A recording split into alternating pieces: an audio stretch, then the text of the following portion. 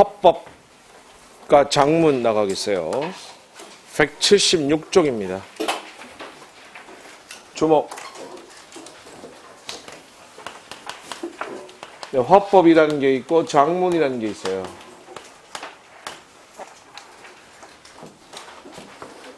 한 문제 정도 나와요. 합쳐서 한 문제 정도 나오는 파트고요. 수능에도 화법 장문 있습니다. 그렇죠? 화작 있죠. 수능에도 1번부터 10번까지가 이제 화법 장문이고, 우리 공시에도 하나 정도, 한 문항 정도가 화법 장문이 출제되는데, 화법이라는 건 말하기를 말하고요. 장문은 쓰기를 얘기합니다. 이 중에서 이제 화법부터 먼저 얘기할 거예요. 별로 어렵지 않으니까 몇 가지 개념과 이론들을 잘 정리 한번 해봅시다. 아시겠죠? 네. 일단 용어부터 정리하고 합시다. 주목. 우리가 화법이라고 그러고요. 또는 발화라고도 부르는데, 화법과 발화는 말하기를 얘기하는 것이고, 담화라는 말이 있는데, 담화는 이야기를 담하다 이렇게 얘기해요. 기본 용어예요. 자, 이제 책 봐요. 1번 발화의 유형, 그러니까 말하기 유형 되겠죠. 두 가지가 있습니다. 직접 발화와 간접 발화가 있는데, 먼저 직접 발화, 직접 말하는 거예요. 발화의 내용, 발화의 내용은 의미가 되겠고요. 발화 의도, 발화 의도는 형식이 되겠죠. 이것이 일치합니다. 상황보다 의도가 우선되고요. 예를 보면 시간을 물으며 지금 몇 시야? 시간 자체를 직접 묻는 거죠? 직접 발화야. 지우개 빌려달라는 의도로 지우개 좀 줄래? 지우개 자체를 빌려달라는 직접 발화가 되겠어요. 이해가시죠? 중요한 건 간접 발화예요. 별표. 발화의 내용과 발화 의도가 일치하지 않는다. 의도를 상황에 맞춰 표현한다. 가로 속의 말이 중요해요. 밑줄. 청자의 심리적 부담을 낮추려는 표현이다. 주목. 기본 용어 여기 봐. 화자가 뭐고 청자가 뭐예요? 화자는 뭐예요? 말하는 사람. 청자는 듣는 사람. 네. 예를 봅시다. 늦은 것을 혼내며 지금 몇 시야? 시간을 묻는 것이 아니라 일찍 다니라는 뜻의 간접 발화입니다. 이해되십니까? 창문을 닫아달라는 의도로 좀 춥지 않으세요? 창문 닫아달라는 간접 발화가 이루어진 거예요. 이해가시죠? 여기 봐요. 주목. 제가 저기 출입문에 있는 사람을 보고 얘기해요. 저를 봐요. 그 문 좀 열어. 이런 건 뭐예요? 직접 발화한 겁니다. 그렇죠? 자, 이제 여름이야. 한여름인데 저 뒤에 앉은 사람 보고 제가 말해요. 덥다. 문 열어달라는 요청입니다. 그렇죠? 이런 걸 우리 뭐라 그래요? 이거 모르는 사람 있습니까? 예, 이건 뭐 한국인이면 다 알 수 있는 얘기입니다. 그런 용어가 간접 발화다. 여기서 그걸 알면 되는 거예요. 계속 봐봐요. 민원실에서 큰 소리로 떠들고 있는 민원인한테 말해요. 죄송하지만 다른 민원인들도 생각해 주시겠습니까? 조용히 달라는 요청입니다. 그렇죠? 간접 발화한 겁니다. 그렇죠? 만약에 이거를 직접 발화한다 그러면 어떻게 하겠어요? 그거 좀 조용히 하세요. 이렇게 말하면 직접 발화가 되겠습니다. 그치? 여기 봐요. 다른 예를 들게요. 음식점에서 주인에게 반찬을 더 달라고 할 때 상황이 이런 거야. 먼저 반찬 좀 더 주세요. 이건 뭐예요? 직접 발화예요. 반찬 자체를 요구한 겁니다. 자, 그런데 제가 태어나서 이렇게 맛있는 반찬은 처음입니다. 말 참 예쁘게 한다. 그치? 주기 싫어도 더 주겠다. 그치? 이것은 결국 반찬 더 달라는 요청의 간접 발화가 되겠습니다. 아시겠습니까? 책 봐. 박스 밑에 용어 정리 밑줄 두 번째 거. 간접 발화와 같은 말, 통찰적 의사소통 행위, 완곡 어법, 간접 언어 행위 다 같은 말이에요. 문제로 하나 확인하고 가겠어요. 뒤쪽에 단어 확인 문제 183페이지 1번 문제 봐주세요. 같이 풉시다. 다음 공무원의 말에 대한 보기 설명 중 옳은 것만을 모두 고른 것은 보기. 아까 했던 그 예문. 민원실에서 큰 소리 떠들고 있는 민원에게 하지만 다른 민원들도 생각해 주겠습니다. 무슨 발화? 간접 발화하고 있어요. 간접 발화와 관계된 거 찾으면 되겠죠? 기억. 청자의 심리적 부담을 낮추려는 표현. 이게 간접 발화지? 기억 맞고. 니은. 발화 형식과 발화 기능이 일치하는 것은 직접 발화죠. 화자가 자신의 의도를 직접 드러낸다. 직접 발화죠? 리얼. 화자가 청자에게 조용히 해달라는 요청의 표현이다. 맞죠?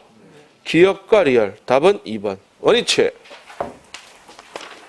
176쪽 원위치. 왼쪽 알맹이 좀 볼게요. 담화라는 말이 있어요. 이야기를 얘기해요. 담화의 유형 5가지. 첫째, 정보 제공 담화. 무엇에 대한 정보나 지식을 제공하는 기능이에요. 강의, 뉴스, 보도. 2번이 중요해요. 별표. 호소 담화. 상대의 마음을 움직여 무엇인가를 하도록 유도하는 기능입니다. 광고에 밑줄 쳐야 돼. 중요하다. 주목! 여기 봐. 광고는 호소담화입니다. 알겠습니까? 네. 그거 하나 챙겨야 돼. 다시 한번. 광고는 뭐다?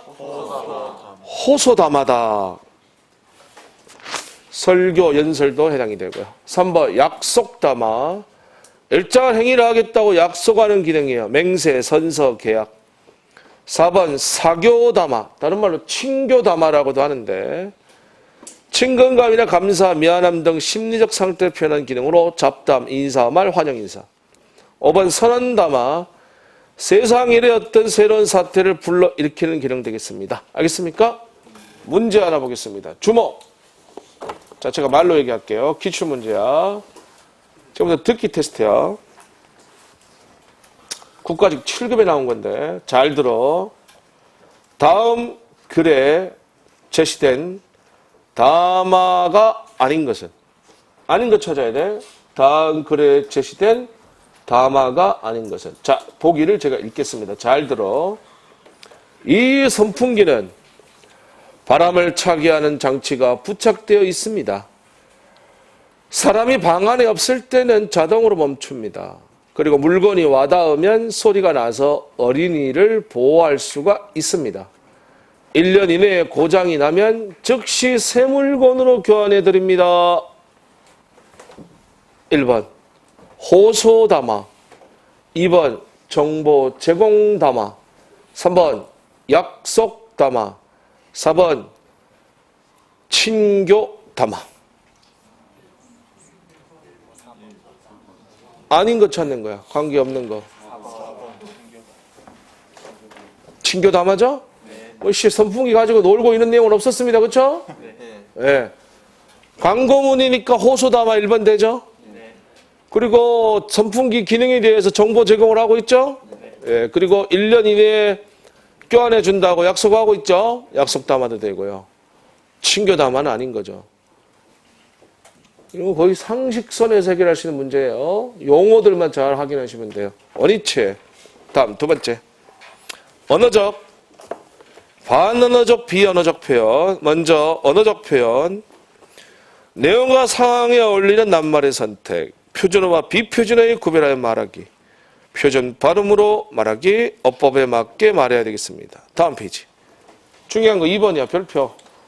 반언어적, 비언어적 표현. 이거 나오셔야 돼. 오른쪽 알맹이를 보시면 되겠습니다. 거기 설명되어 있어. 오른쪽 알맹이 봐요. 반언어적 표현. 형광펜 칠해.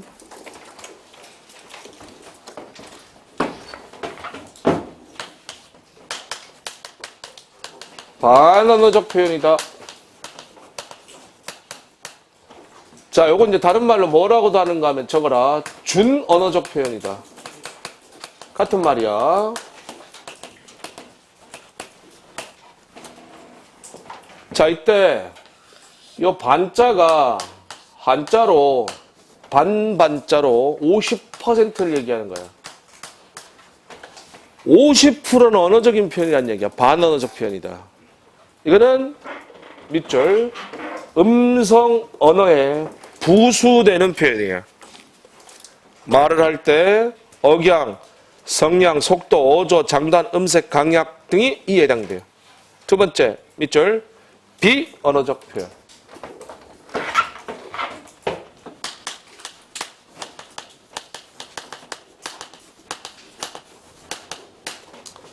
여기서 비자가 한자로 아닐 비자예요. 0%를 얘기하는 거야. 언어적 것이 없는 거지. 0%지. 그래서 이거는 밑줄 언어 외적 표현이에요. 몸짓, 표정, 눈짓, 손짓, 태도, 옷차림 등이 바로 비언어적 표현에 해당됩니다. 알겠습니까? 네. 아셔야 돼요. 따라 읽겠어요. 반언어적 표현. 비언어적 표현. 예를 들게요. 두 가지를 한번 예를 들어 봅시다. 첫 번째, 판소리의 발림. 은 둘 중에 어디에 해당될까요? 이렇게 물으면 이 발림이 뭔지 알아야지 답을 하겠다. 그치? 자, 문학에서 판소리. 질문. 판소리의 3요소가 뭐예요? 창, 안일이, 발림. 자, 발림이 뭐예요? 판소리꾼이 판소리할 때 몸짓이죠. 부채를 쫙 편다든지 몸을 막 구른다든지 이 몸짓하는 걸 우리는 발림이라 그래요. 발림이 뭐 하는 거라고요? 이걸 다른 말로 너름새라고도 불러. 너름새. 같은 말이야. 이거는 몸짓이에요. 판소리 할 때 판소리꾼이 몸짓하는 거야. 그러면 몸짓이니까 이거 반언어적 표현이야? 비언어적 표현이야? 비언어적 표현이야.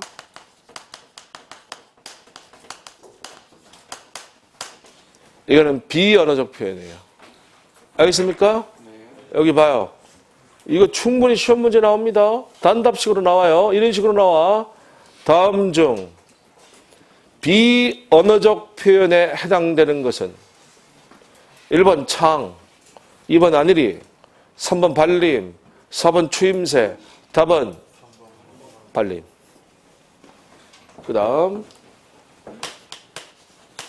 중세 국어의 성조.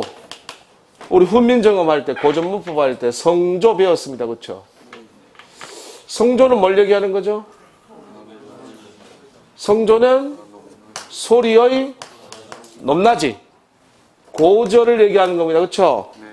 그렇다면 이거는 반언어적이에요? 비언어적이에요? 반언어적 표현이 되겠다.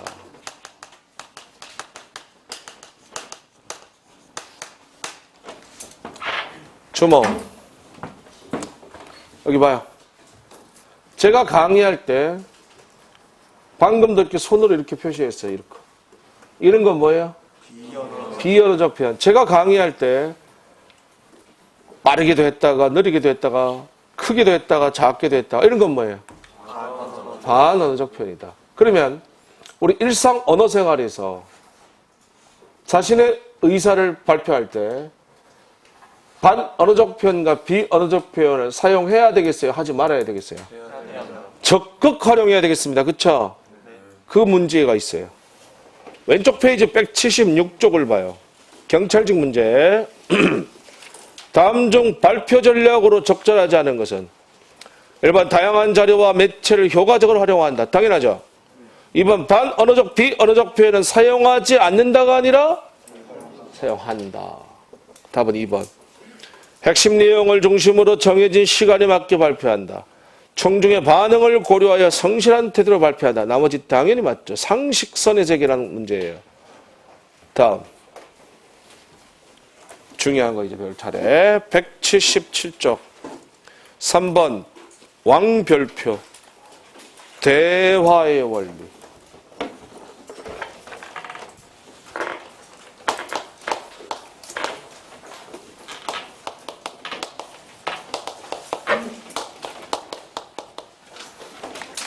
화법에서 가장 시험에 잘 나오는 거 이 부분.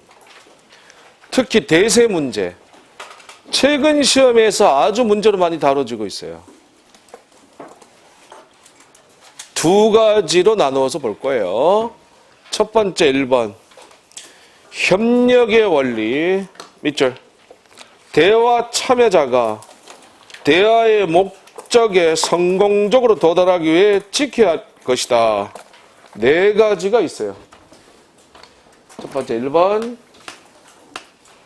협력의 원리. 네 가지가 있다.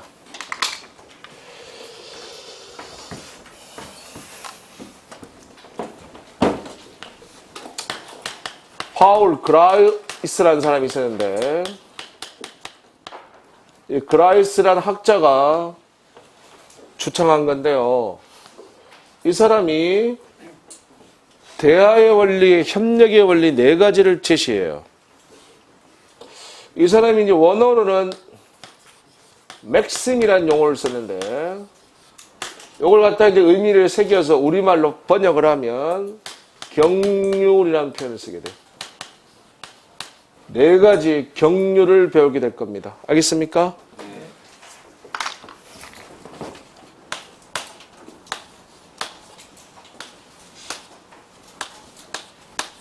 하나씩 정리해 봅시다. 첫 번째 1번. 양의 경륜. 대화의 목적에 필요한 만큼의 정보를 제공하라. 필요한 만큼의 정보의 밑줄. 첫 번째는 양의 경륜입니다.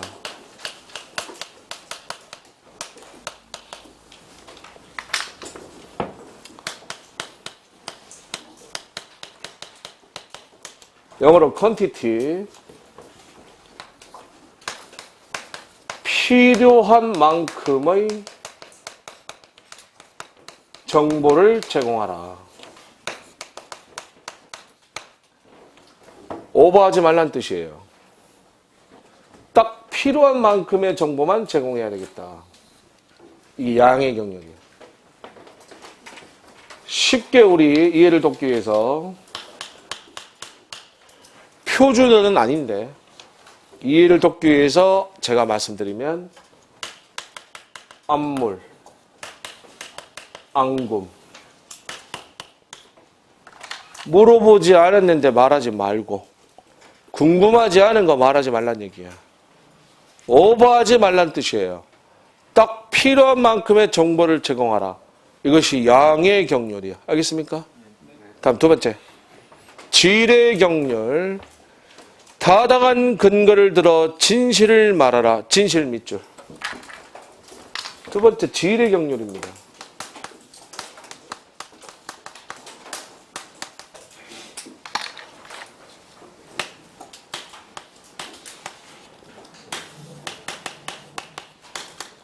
퀄리티 되겠어요. 진실을 말해야 되겠다. 거짓말하지 말란 뜻이에요. 거짓을 얘기해서는 안 되겠다 이런 얘기예요. 진실을 말해야 되겠다가 질의 경륜이에요. 3번. 관련성의 경륜. 대화의 목적이나 주제와 관련된 것을 말하라. 관련된 것 밑줄. 세 번째는 관련성의 경륜.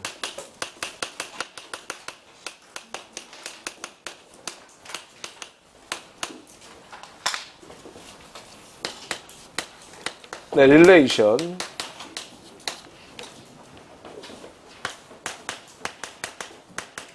관련된 것을 말해야 되겠다. 엉뚱한 이야기 하지 말라 이런 얘기예요. 네 번째 갑시다. 태도의 경륜, 다른 말로 방법의 경륜이라고도 합니다.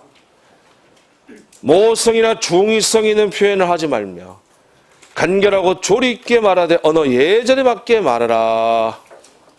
간단 명료하게 얘기하는 뜻이에요.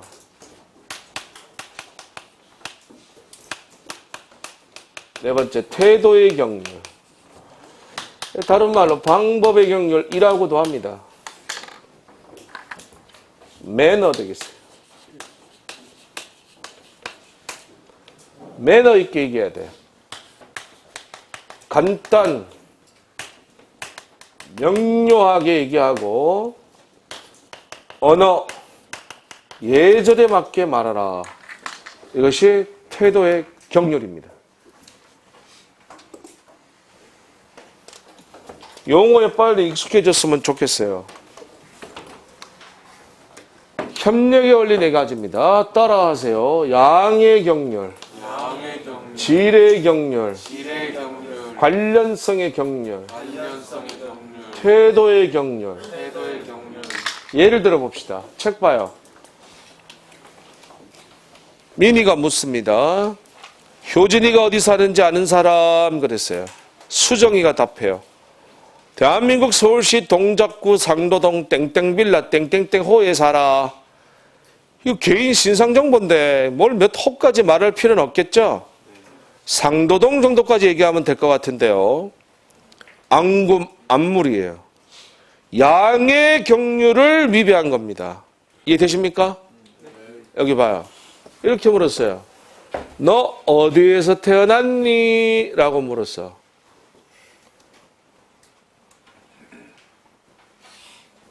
여기가 무슨 동입니까?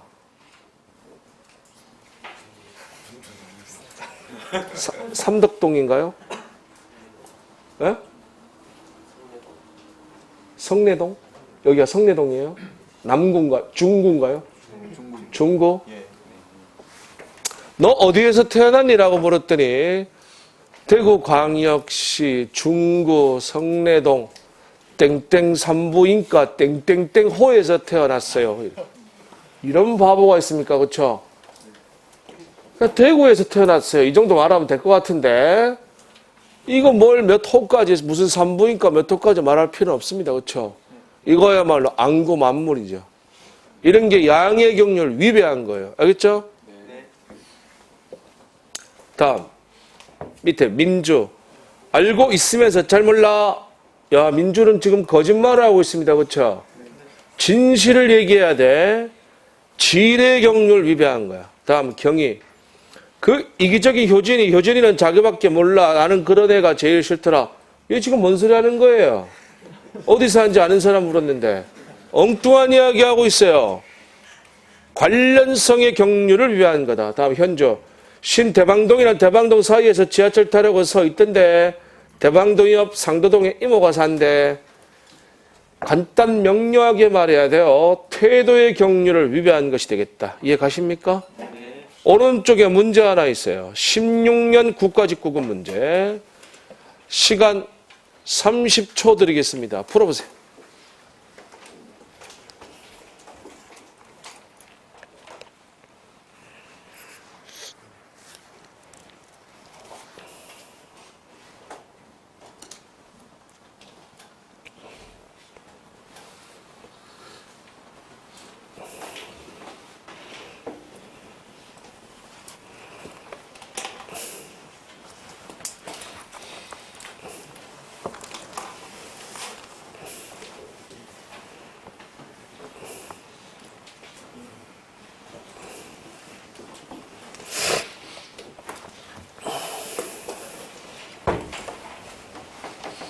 자, 보기 대하에서 니은의 대답이 갖는 특징으로 적절하지 않은 것은 대하 1번 체중이 얼마나 되니? 55kg인데 키에 비해 가벼운 편입니다. 안금, 안물. 체중 얼마인지만 물었지 키에 비해 가벼운 편입니다. 그건 묻지 않아서. 그치? 양의 경륜을 위배한 것이죠. 답은 1번이야. 나머지 대하 2번. 얼마 전 시민운동에 와 있었다며. 100m 달리기에서 비행기보다 빠른 사람을 봤어. 이 새끼 거짓말 하잖아. 비행기보다 빠른 사람이 어디 있니? 지뢰 경륜 위배한 거죠? 대화 3번. 너 몇 살이니? 형이 17살이고 전 15살이죠. 야, 이씨, 형 나이는 안 물었거든? 안금 완물이야. 양의 경륜 위배한 거죠? 대화 4번. 점심은 뭐 먹을래? 생각해보고 마음 내키는 대로 싸가지 없는 새끼 말이야. 매너가 있어야 돼. 태도의 경륜 위배한 겁니다. 맞죠? 좋아요. 다음 두 번째. 원위치. 넘기라고 안 했는데 1번 공손성의 원리 줄쳐요. 상대방에게 공손하지 않은 표현은 최소화하고 공손한 표현을 최대화하는 것이다. 가로 열고 공손법 또는 정중어법. 이제 넘겨요.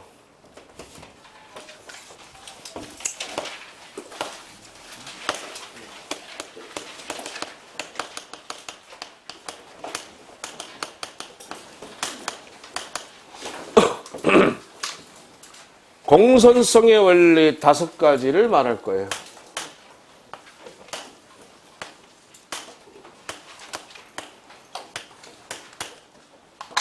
첫 번째 1번. 요령의 경륜 밑줄 쫙. 상대방에게 부담이 되는 표현은 최소화하고 이익을 극대화하는 것이다. 부담스럽지 않게 말하는 거예요. 첫 번째 요령의 경륜.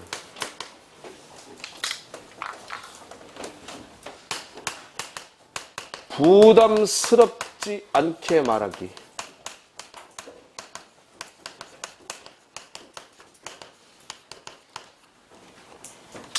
상대방의 부담을 최소화시키는 겁니다. 예를 봐요. 갑. 거기서 가만히 있지 말고 이 짐 좀 옮겨라. 을. 미안하지만 손 좀 잠깐 빌려줄 수 있겠니? 이것만 옮기면 되는데 힘에 좀 붙이는구나. 갑은요 거의 명령이었죠. 상대방에게 상당한 부담감을 주고 있어요. 을에다 동그라미 쳐요. 을이 손 좀 잠깐 빌려줄 수 있겠니? 라고 얘기해서 똑같은 말이었습니다만은 을이 상대방의 부담을 최소화시켜 말을 하고 있어요. 그렇죠? 바로 요령의 경륜을 지킨 것은 을이 되겠어요. 알겠습니까? 주목. 여기 봐. 예를 하나 더 듣게요. 예, 바로 2020년 지방직 9급을 강타했던 문제인데 두 사람에서 대화를 나눕니다. 김 대리와 이 부장의 대화야. 자, 김 대리가 먼저 얘기합니다. 잘 들어봐. 늦어서 죄송합니다. 일이 좀 많았습니다. 이 부장이 답을 해. 괜찮아요. 오랜만에 최대리하고 오붓하게 대화도 나누고 시간 가는 줄 몰랐어요. 허허허.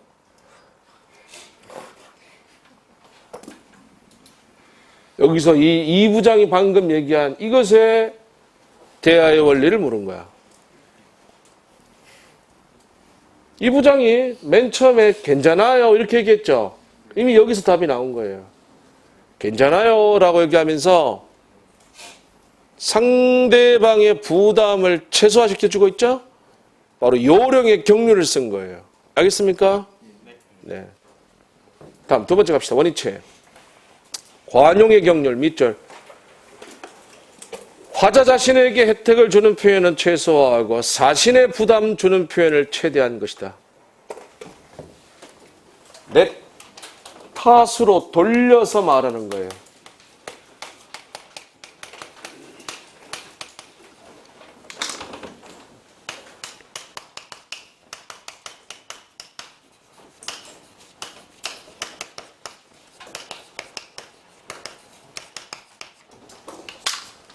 내 탓으로 소이다.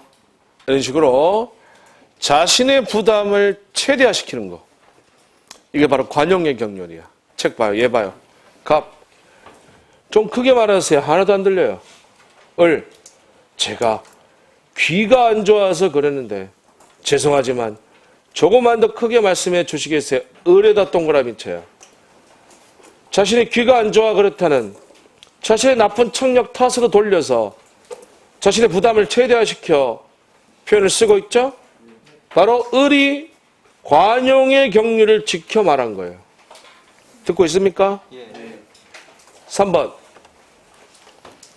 찬동 또는 칭찬의 경륜 밑줄 다른 사람에 대한 비방은 최소화하고 칭찬을 극대화하는 것이다.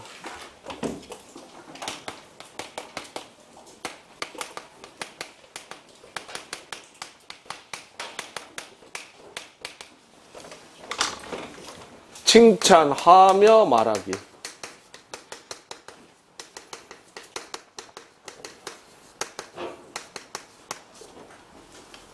칭찬하는 거예요. 쉬워요, 이거는. 예를 봐요. 손님, 집이 참 좋네요. 구석구석 어쩜 이렇게 정돈이 잘 되어 있는지. 사모님 살림 솜씨가 대단하신데요. 김 선생님은 좋으시겠어요. 이렇게 훌륭한 부인과 함께 사시니. 원료 그렇게 말씀해 주시니 고맙습니다. 손님에다 동그라미 쳐요. 이 손님이 바로 칭찬하며 말하고 있어요.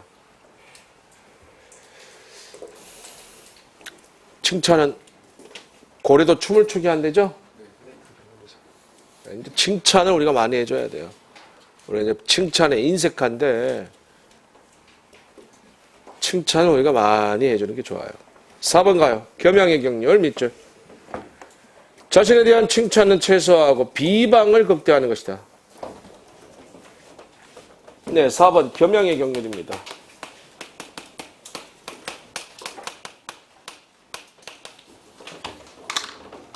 겸손하며 말하기.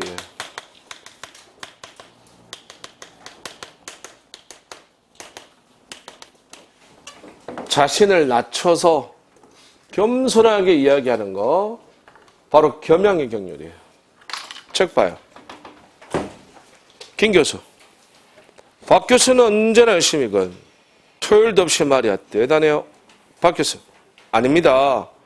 워낙 게을러서 일을 제때 못해서 할 수 없이 나온 것뿐이랍니다. 박 교수의 동그라미 치세요. 자신이 게을러서 그렇다는 자신을 낮춰서 겸손하게 이야기하고 있습니다. 그렇죠? 바로 겸양의 경륜을 지킨 겁니다. 알겠습니까? 네.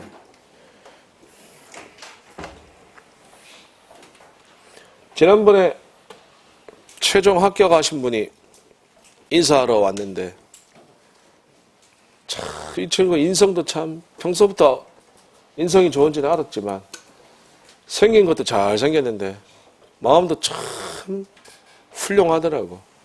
말 한마디마다 참 인성이 참 좋은 그런 청년임이 드러나요. 사람이 말 한마디를 참 잘해야 돼. 그러니까 말이 되게 중요한 거야. 내가 와서 이제 물어봤지. 궁금하니까. 최종 합격하고 와서 야 국어 몇 점 맞았니? 그러니까 95점 맞았대. 하나 틀렸대. 내가 야 잘했다 야. 너 평소 학원 모의고사에선 최고 점수 몇 점 맞아봤니? 그러니까 최고 잘 맞은 게 자기는 85점까지 한 번 맞아봤대. 학원 모의고사에서 한 번 못 맞은 점수를 실전에 가서 95점을 맞았다고 한 문제 틀렸다고 그러더라고. 내가 아이고야. 그 친구는 합격하는 데 있어서 국어 점수가 굉장히 중요한 견인차 역할을 했어요. 국어에서 고득점을 맞는 바람에 다른 과목에 점수를 좀 넘겨줄 수 있어서 최종 합격까지 이르게 됐는데 내가 야 축하한다 야 잘했다 야 그러니까 머리를 이렇게 긁으면서 아유 찍은 게 다 맞았어요. 운이 되게 좋았던 것 같아요. 이렇게 말하더라고. 겸양의 경륜입니다. 알겠습니까? 여러분 95점이라는 점수는 운이 좋아서 찍어서 맞을 점수는 아닙니다. 그렇죠? 맞습니다. 예, 그건 실력이야. 자기 실력이죠. 95점을 누가 운이 좋아서 찍어서 맞습니까? 찍었는 게 다 맞았어요. 운이 좋았어요는 이럴 때 쓰는 말이에요. 평소에 60점 맞는 친구가 75점을 맞았어요. 찍었는데 몰랐는 건데 찍은 게 맞았어요. 그 친구는 그 말을 하는 거예요. 찍었는데 많이 맞았다고. 그건 그 친구와 해당된 얘기고요. 95점 맞는 친구는 실력인 거죠. 95점은 실력이죠. 그게 운이 좋아서 찍어서 맞을 점수는 아니잖아요. 그렇죠? 본인이 겸손하게 운이 좋았다. 찍은 게 다 맞았다. 이렇게 말을 한 거지. 겸양의 경륜을 얘기한 거죠. 그렇죠? 예. 겸손하잖아요. 참 말이요. 되게 중요해요. 그 말이라는 것이 말은 그 사람의 인격인 것 같아요. 진짜요. 특히 나이를 먹어가면서 사람이요. 말 한마디 속에 그 사람의 인격이 다 묻어나는 거예요. 벼는 익을수록 고개를 숙인다고 사람도 이제 나이를 먹어가면 인격이 무르익어야 돼요. 되게 겸손해지는 게 되게 중요한 것 같아요. 그렇지 않습니까? 유시민이라는 사람 아세요? 유시민? 예. 옛날에 뭐 장관도 하고 뭐 책도 쓰고 이런 그 유시민이라는 사람인데 그 사람이 그런 얘기를 했는데 기억이 남는데 그 유시민이라는 사람은 식당 같은 데 가면 자기랑 같이 처음 만나는 사람이라도 어디 가서 같이 식사 한번 하면 식당 가서 그 종업원한테 대하는 태도를 보면 그 사람이 살아온 인생을 자기는 어느 정도는 알 것 같다고 얘기해요. 짐작할 수 있대요. 딱 5분 정도 같이 있으면 그 사람에 대해서 어느 정도는 알 것 같다 얘기해요. 유시민 그 사람이 지금 나이가 한갑이 60을 넘으셨거든. 그 정도 인생을 사시면 딱 5분 정도만 같이 있으면 그 종업원한테 대하는 태도를 보면 그 사람의 인생을 짐작할 수 있다. 이런 얘기를 하더라고. 말이 인격인 거야. 그 식당 가서 말입니다. 종업원한테 막 그것도 뭐 손님으로 와가지고 대단한 거라고 무시하고 종업원을 마치 뭐냐 응? 그렇게 해서는 안 되겠다. 겸손하게 그 말 한마디 속에 그 사람의 모든 인격과 인성과 이런 게 다 묻어있다. 이런 얘기를 하더라고. 우리가 말을 참 잘해야 돼. 그치? 말 한마디면 뭐 천냥 빚도 갚는다 이런 얘기를 하는데 말이 되게 중요한 거예요. 겸손하게 말하는 것만큼 중요한 게 어디 있겠습니까? 그렇죠? 예. 저 개인적으로는 옛날에 그 대구가 나온 스타 프로야구 이승엽 선수를 전 되게 좋아했어요. 야구도 물론 그 당시에 잘했고 일본 가서도 잘했고 잘했지만 이승엽이는 이렇게 인터뷰할 때나 말을 할 때 보면요. 사람이 참 겸손해요. 그렇지 않습니까? 자기가 그렇게 자랑할 만큼의 그런 아주 엄청난 업적과 성적을 기록했는데도 인터뷰할 때 보면요. 항상 팀을 먼저 얘기하고 자기는 성적이 좋았어도 팀이 만약에 패배를 했으면 아쉬워하는 모습. 또 운이 좋았다. 뭐 이런 식으로 얘기해서 자기를 이렇게 낮춰서 얘기하는데 그렇게 얘기하고 있지만 사람들은 다 알고 있습니다. 그렇죠? 예. 아, 새끼 참 겸손하다. 응? 그럴수록 본인의 존재 가치는 더 높아지는 것 같아요. 사람들은 다 알고 있어요. 그거 왜 모릅니까? 이승엽이 대단한 건 다 알죠. 그런데 말이야, 지가 지 잘난 체하고, 자기를 막 부각시키고, 그럴 필요가 전혀 없는 거예요. 그, 못난이들이, 응? 그런 사람들이 그런 식으로 하는 거지. 그렇지 않습니까? 제 생각이었어요. 그 다음, 마지막, 5번째. 동의의 경륜. 출처. 자신의 의견과 다른 사람의 의견 사이의 다른 점은 최소화하고 일치점을 극대화하는 것이다.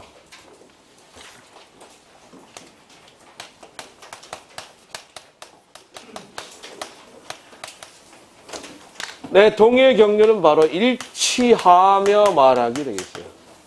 의견 일치를 보는 거. 이것을 우리는 동의의 경륜이다라고 부릅니다. 예를 보세요. 정윤아, 우리 날씨도 좋은데 놀이공원에 갈래? 놀이공원 좋지. 재밌겠다. 근데 나 뮤지컬 초대권 2장 있는데 오늘이 마지막 날이라서 뮤지컬 보러 가는 것도 괜찮은데 그래 그러면 뮤지컬 보러 가지 뭐. 놀이공원은 다음에 가도 되니까 서로 의견이 일치하고 있습니다. 그렇죠? 이런 것을 우리는 동의의 경륜이다 라고 얘기합니다. 여기 봐요 주모. 자, 공선성의 원리 5가지를 배웠어요. 용어에 익숙해져야 돼. 따라하세요. 요령의 경륜, 관용의 경륜, 찬동의 경륜, 겸양의 경륜, 동의의 경륜. 어디가 중요한 포인트일까요? 5가지 중에서도. 3번, 4번, 5번은 쉬워요. 알겠습니까? 찬동의 경륜은 칭찬하는 거고, 겸양의 경륜은 겸손하게 말하는 거고, 동의의 경륜은 일치하는 거니까 이거 3개 구별은 쉬워. 포인트는 여기야. 여기가 결국 포인트야. 요령의 경륜과 관용의 경륜을 잘 구별해야 돼. 이거 2개가 중요한 포인트입니다. 알겠습니까? 그리고 이게 쉽다고 생각하면 착각이야. 이거는 저쪽과 2개가 결합돼서 출제돼. 그 순간부터 어려워지기 시작해. 협력의 원리 4개랑 공손성의 원리 5개. 결국 총 9가지의 경륜이 나오겠죠? 저거랑 결합해서 내면요. 어려운 문제야. 이거 쉬운 문제 아닙니다. 알겠어요? 역시 중요한 건 얘가 중요해. 얘들을 보고 무슨 경륜에 해당되는지 판단할 수 있어야 되겠다. 알겠습니까? 역시 중요한 건 여기야. 요령의 경륜, 관용의 경륜. 요 놈을 잘 생각해야 돼. 다시 한번 강조하면 요령의 경륜은 상대방의 부담을 뭐하는 거다? 최소화시키는 것이다.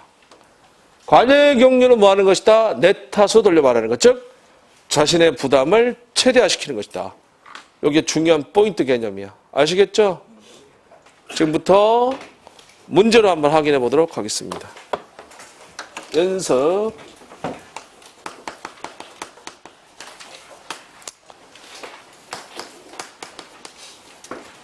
네, 178페이지에 문제 하나 있어요. 그거 푸시고요. 187쪽에 8번 문제, 소방직 문제 있어요. 그거 보시고요. 188쪽에 12번 그 문제도 풀겠습니다. 총 3문제입니다.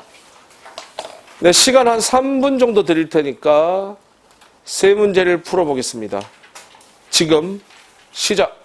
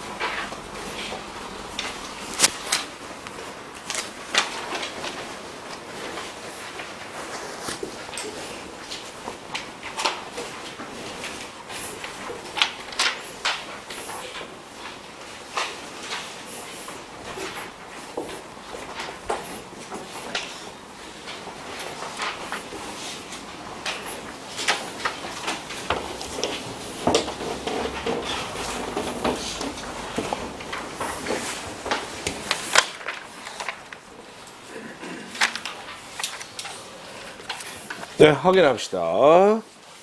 178쪽. 자, 그렇게만 나와도 좀 어렵습니다. 그렇죠? 헷갈리죠? 공손성 원리에 대한 설명으로 가장 적절한 것은 1번 자신에 대한 칭찬은 최소화하고 비방을 극대화한다. 이것은 겸양의 경륜이죠. 2번 화자 자신에게 혜택을 주는 표현을 최소화하고 부담을 주는 표현을 최대화한다. 이거는 관용의 경륜이죠. 3번 상대방이 부담이 되는 표현을 최소화하고 이익을 극대화한다. 이거는 요령의 경륜입니다. 그렇죠? 4번 자신의 의견과 다른 사람의 의견 사이의 다른 점을 최소화하고 일치점 극대화하는 것은 일치하며 말하는 동의 경륜. 맞지? 4번 정답. 다음 187쪽의 8번 문제 17년 성어방지. 보기와 관련된 대화 상황으로 적자하는 것은 보기 실제 대화 상황에서 의도적으로 협력의 원리를 위반하여 끊어. 번호 따라 1번 협력의 원리 위반이 첫 번째 조건. 발화 의도를 함축적으로 전달. 번호 따라 2번 두 번째 조건이야. 이거는 간접 발화를 말해. 조건 두 개를 다 만족시켜야 돼. 1번 나 수학 문제 좀 가르쳐 줄래? 알고 있으면서도 나도 그 문제 모르겠는데. 쉽게 거짓말하죠. 지뢰 경륜을 위반한 겁니다. 그렇죠? 주모. 지뢰 경륜을 위반한 것이다. 지뢰 경륜은 협력의 원리죠? 그러면 첫 번째 조건 만족이지? 그런데 그 문제 모르겠는데 이 말은 발화 의도가 함축적이지 않지? 직접 발화된 거야. 직접 그 문제 모르겠다고 얘기한 거니까 두 번째 조건을 만족하지 않아. 안 돼. 2번 와, 너 그림 잘 그린다. 아니야. 너가 좋게 맞아서 그렇지. 아직 부족한 부분이 많아. 겸손하게 얘기했죠. 겸양의 경륜을 지킨 거지. 그쵸? 위반한 것도 아니고 지킨 거야. 그리고요, 주모. 겸양의 경륜은 협력의 원리가 아니라 뭐예요? 공손성의 원리니까 이건 안 돼. 3번. 엄마 생신 선물로 시계를 사드린 건 어떨까? 난 시계는 별로야. 엄마가 전부터 읽고 싶어 하시던 책을 사드리자. 동의의 경륜을 위반한 거죠. 일치하지 않고 있잖아요. 그렇죠? 동의의 경륜은 협력의 원리가 아니라 공손성의 원리니까 이것도 안 돼. 4번. 우리 내일 영화 보러 가지 않을래? 어제 개봉했는데 무척 재밌대. 난 시험 공부해야 하고 집안일도 도와드려야 하는데. 얘 지금 엉뚱한 얘기하고 있습니다. 관련성의 경륜을 위반한 거죠. 그러면 주모. 관련성의 경륜은 협력의 원리에 해당이 되지? 위반했다니까 첫 번째 조건 만족. 그리고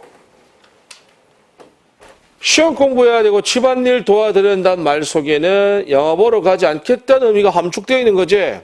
두 번째 의미까지도 만족시켜서 정답은 4번이다. 이 말씀. 다음 넘겨. 188쪽에 12번 문제 9까지 7번 문제 해봅시다.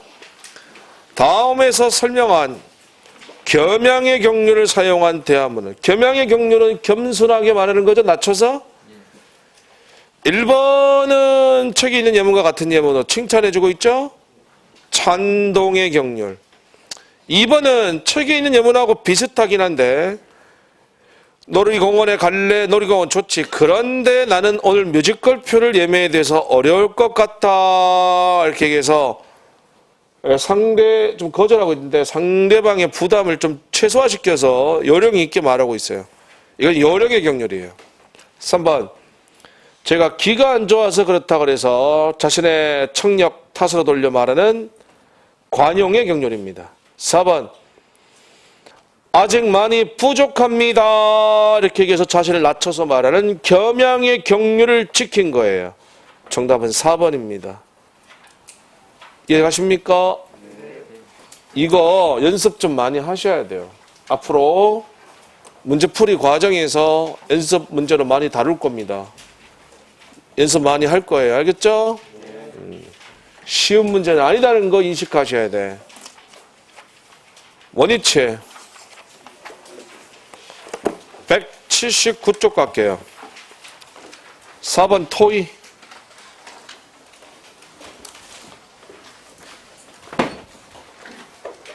자, 행정직 준비하신 분들은 한자를 조금 알아두면 좋겠습니다. 한자 문제도 여러 번 나왔는데 토자는 7토자예요.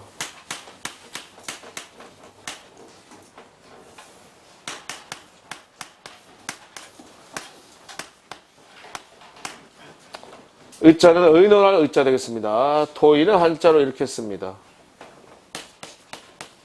토의가 있으면 또 토론이 있어요. 토자는 7토자 같고요.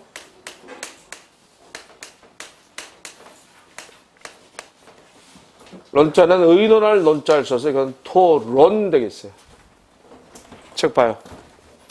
토의의 개념 줄쳐요. 여러 사람이 모여서 공동의 문제를 해결하기 위하여 협의하는 화법 형태. 목적, 최선의 해결 방안. 특성, 공동협의하는 집단사고의 민주적 과정. 내려가서 토의 주제 요건 밑줄. 시적절하고 가치 있고 공동의 관심사인 논제. 다음 페이지. 넘겨서 알맹이 토론과 토의의 차이 별표. 먼저 토의. 영어로 디스커션이고요. 두 번째 줄 줄쳐. 협력적 상호작용 최선의 해결책 모색. 다음 토론. 영어로 디베이트. 두 번째 줄쳐. 경쟁적 상호작용. 중요한 거 가로와 쓰기 말이에요. 찬성과 반대의 의견 대립. 이게 중요한 말이야. 주목.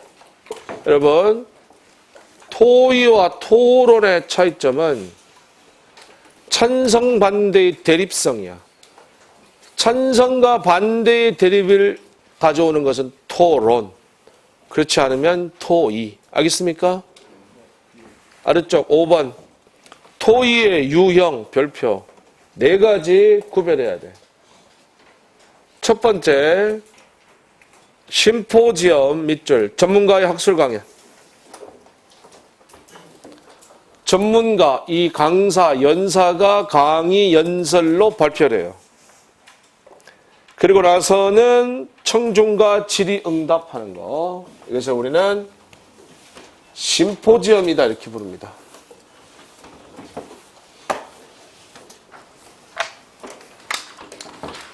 토의의 종류 첫 번째 심포지엄.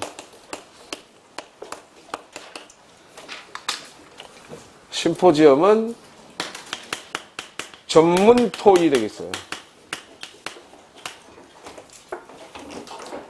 전문성을 특징으로 하고요. 전문가.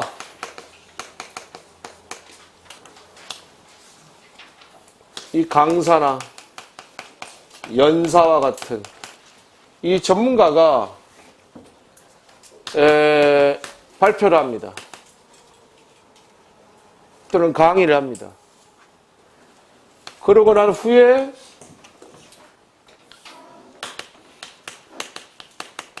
청중과 질의응답한다. Q&A 한다.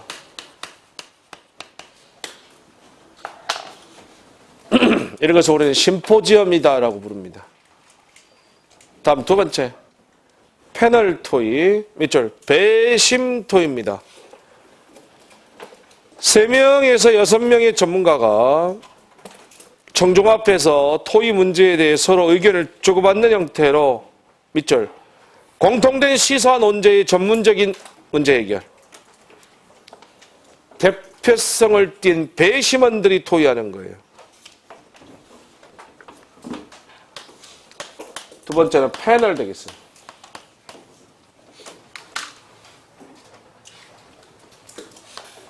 배심 토의입니다. 대표성을 특징으로 해요.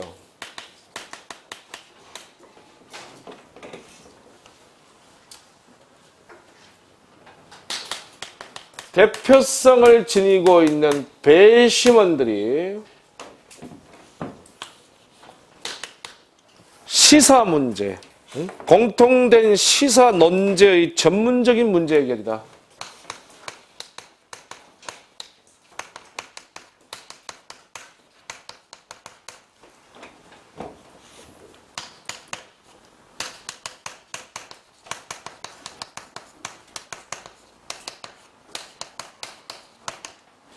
이것을 패널이라고 그래요.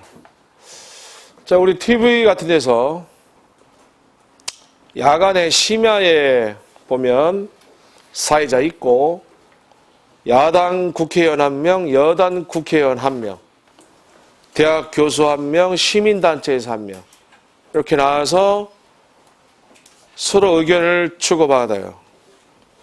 중간에 뭐 시청자 전화 같은 것도 받고요.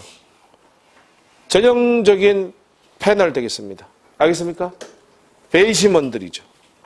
대표성을 띈 사람들이 서로 공통된 시사 논조에 대해서 의견을 주고받는 거예요. 이런 것을 우리는 패널이라고 그래요. 알겠어요? 세 번째, 포럼. 밑줄, 공개 토의.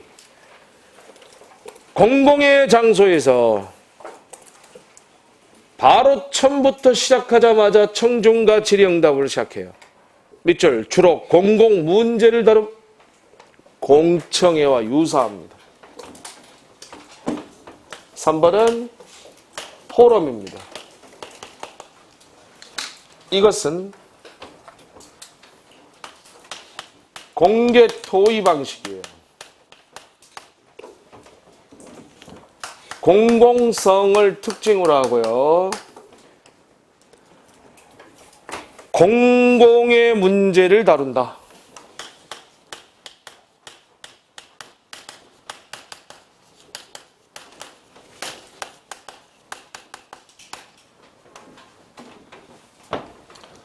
처음부터 청중의 적극적인 참여가 필요하다.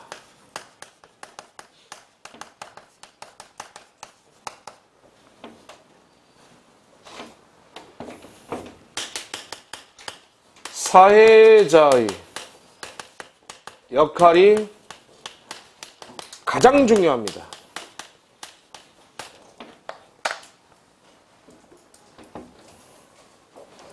시작하자마자 바로 청중들과 질의응답 순으로 진행해요.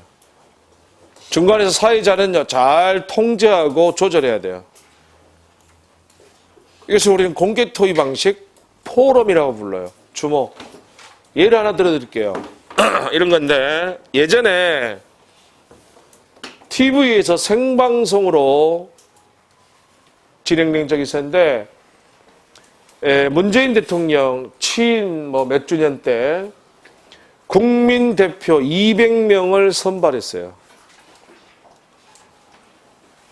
당시 사회자가 그 배철수라는 그 가수가 사회자였고, 중간에 배철수 사회자 있고 문재인 대통령이 있었고, 국민 대표 200명이 객석에 있었어요. 시작하자마자 바로 청중들이 질문해요. 손들어서 서로 앞다투어서 문재인 대통령에게 질문하려고 손을 막 들어요. 사회자가 지명을 하면 그 사람이 마이크를 잡고 질문해요. 그러면 그 내용을 전달해서 문재인 대통령이 바로 즉답했어요. 이런 방식이 전형적인 포럼의 방식이에요. 알겠습니까? 제가 놀라웠던 거는, 저는 그거 다 봤는데 문재인 대통령과 배철수가 둘이 동갑이더라고요. 나이가 둘이 같더라고요. 그거 보고 내가 깜짝 놀랐는데. 그걸 딱 봤더니 이 장점은 있죠. 이게 정해진 시나리오가 있어요, 없어요? 없죠? 예, 아주 즉문 즉답이죠. 대신에 좀 산만해요. 정해진 시나리오가 없기 때문에 서로 막 손들고 하다 보니까 사회자 역할이 되게 중요해요. 그 전문 MC가 아니고 가수여서 그런지 라디오 DJ 같은 걸 하시지만 좀 진행을 잘 못하는 것 같더라고. 그래서 좀 산만했어요. 2시간을 생중계로 방영했는데. 그래도 노련하게 문재인 대통령이 잘 답변을 하더라고. 이런 걸 우리는 포럼이다 이렇게 얘기합니다. 알겠습니까? 시작하자마자 바로 청중이 질의응답을 하는 것이다. 다음 4번째. 원탁 토의, 밑줄, 소규모 집단의 자유 토의다. 10명 내외의 소수 인원이 원탁에 둘러앉아 상하의 구별 없이 자유롭게 의견을 나누는 방식이에요. 네 번째는 원탁 토의 되겠어요.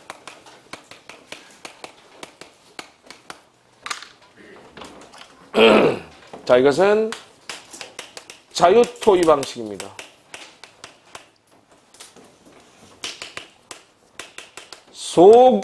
평등성을 특징으로 해요. 평등성.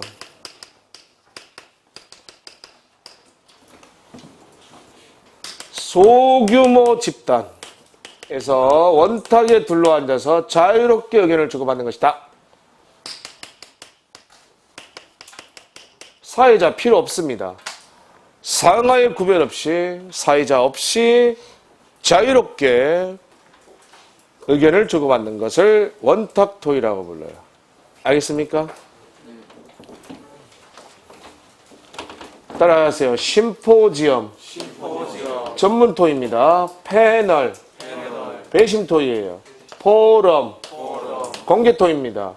원탁 토의. 자유 토의입니다. 이 중에서도 시험에 잘 나오는 거 압도적 출제가 있어요. 뭐가 제일 잘 나올 것 같습니까, 여러분? 어떤 게 최고로 잘 나올 것 같아요? 포럼이에요. 얘가 제일 잘 나와요. 압도적 출제는 포럼입니다. 알겠죠? 네. 그래서 이 포럼의 특징을 잘 알아두셔야 돼. 포럼이 제일 잘 나온다. 문제 하나 다룰게요. 앞쪽 페이지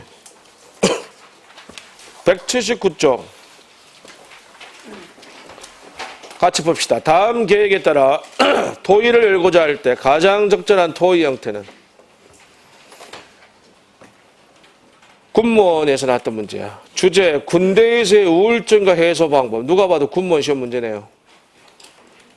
내려가서 사회자 있고 전문가 2명, 청중 50명 있어요. 군 부대원들이 다 참가했어요.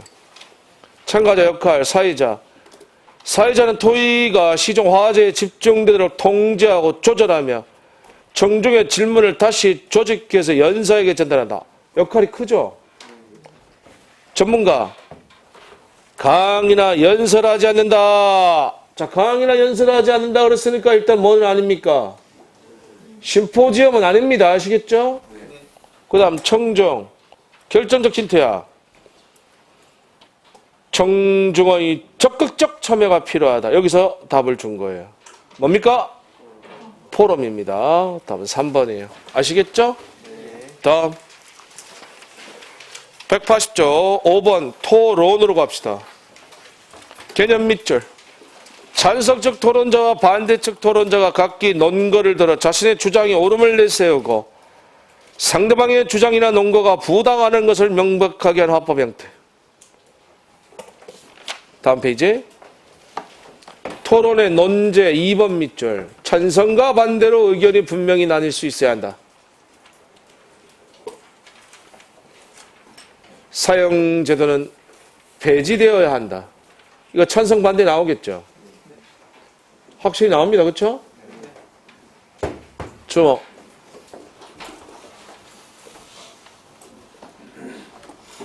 성민이. 네. 찬성 반대. 사형제도 폐지되어야 한다. 저는 폐지한다고 생각합니다. 찬성이네? 예. 찬성 반대. 저도 폐지돼요. 찬성입니다. 폐지되어야 돼? 다른 의견 있어? 반대. 있어야 돼? 사형제도는 필요해? 네. 어? 네. 왜요? 이게 다 면접 준비하는 거야, 이게. 왜요? 중국같이 마약하면 바로 죽여버리면 완전 금지되기 때문에 성폭력 같은 걸 좀 심하게 해야 된다. 이제 범죄 예방 차원에서 강한 형벌이 필요하다. 이런 논거고, 그렇지? 너는 얘기 안 해도 뭔지 알 것 같아. 왜 사형제도는 폐지돼야 돼? 영구의 사례를 보면 알 수 있듯이 사형을 폐지하면은 강력 범죄율이 줄어듭니다.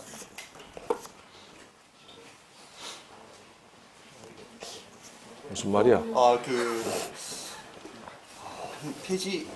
사형제도 폐지한. 뭐 사형제도는 폐지돼야 된다는 사람의 논거는 인권을 문제로 들겠지, 논걸, 그치? 인간의 인권을 얘기해서 인간이 인간을 사용한다는 것은 말이 안 된다. 아무리 중범죄자일지라도 인간이 죽일 수는 없는 것이다. 전부 인권사상. 인권을 내세워서 얘기를 하겠죠. 정답은 있겠습니까, 이거? 없습니다.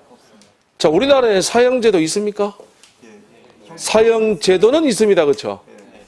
사형이 실시되지는 않고 있죠? 예. 88년인가 이후로 30년, 연도는 저거부터 언제 모르겠습니다. 아무튼 한 30년 이상 집행이 되지는 않고 있는 나라입니다. 일본은 사형제도 있습니까? 있습니다.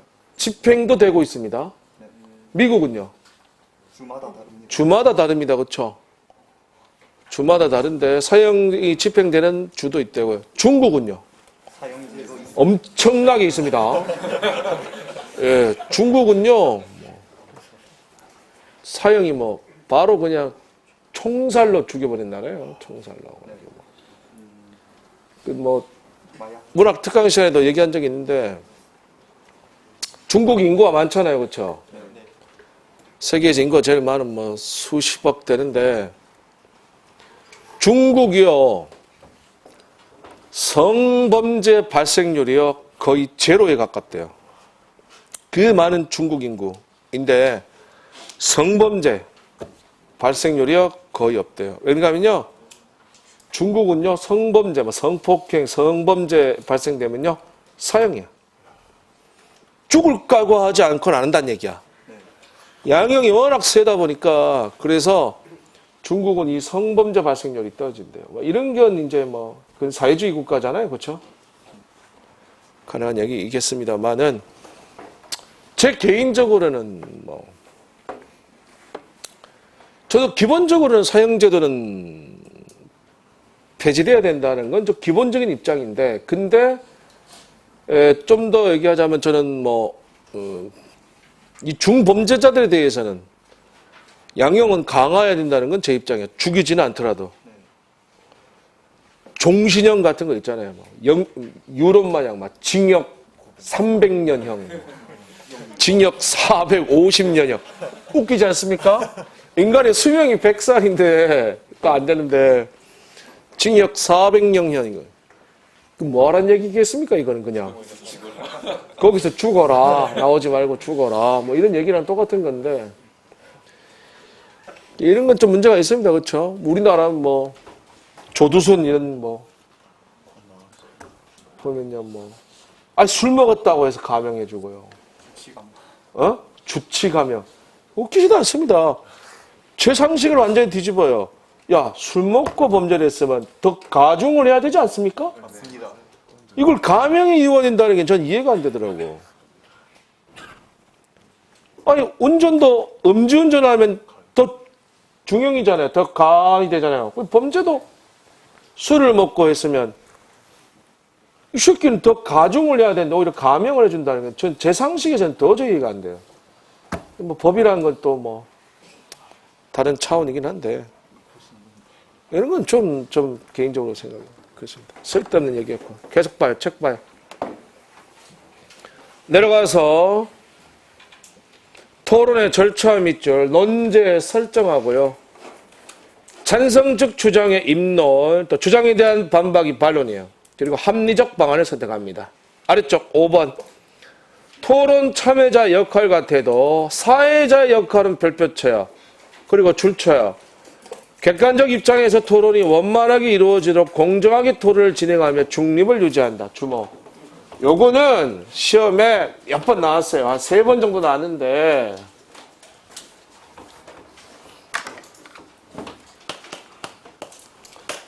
토론에서 사회자의 역할. 일단 토론이라는 것은 찬성, 반대의 의견 대립이 있다. 그치? 그래서 사회자는 3가지가 요구돼. 첫 번째, 객관적 입장이다.